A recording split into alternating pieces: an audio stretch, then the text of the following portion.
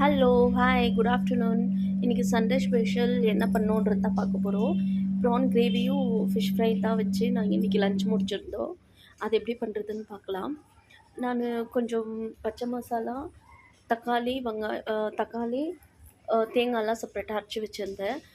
பச்சை மசாலாவுக்கு கொத்தமல்லி, வெங்காயம், அப்புறமா இஞ்சி, பூண்டு 2மே நல்லா பேஸ்ட் மாதிரி அரைச்சிட்டு, ஒரு பேன் வச்சு தாராளமா எண்ணெய் விட்டு, 2 பச்சை மிளகாய் கீறி போட்டு, இத அதில சேர்த்துட்டு நல்லா எண்ணெய் பிரிய வதக்கிட்டு, தக்காளியும் போட்டுட்டு நல்லா வதக்கணும். அதுக்கப்புறம் மஞ்சத்தூளு, உப்பு, மிளகாத்தூளு இது மட்டும் போட்டுட்டு, வேறு எந்த மசாலாவும் போடக்கூடாது இதில. நல்லா இந்த மாதிரி வதக்கிட்ட பிறகு, நல்லா எண்ணெய் பிரிஞ்சு வரும்போது தேங்காய் ஆட் பண்ணிட்டு, நல்லா ஒரு 5 மினிட்ஸ் நல்லா வதக்கணும்.